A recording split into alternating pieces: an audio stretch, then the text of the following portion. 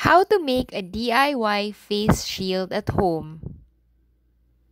Or if you don't want other people to see your eyes or to see into your soul, cut out the acetate from the roll in which it came.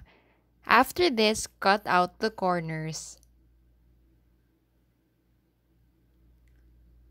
Trace foam with a cutter from the roll in which it came.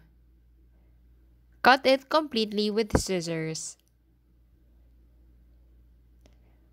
Punch 2 holes into the acetate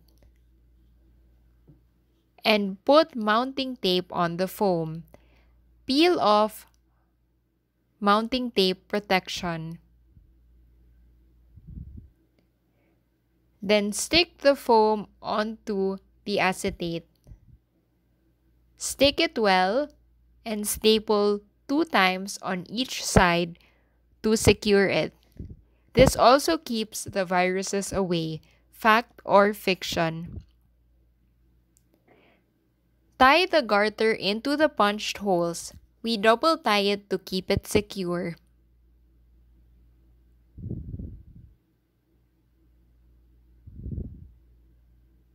Voila! Let's fight COVID together!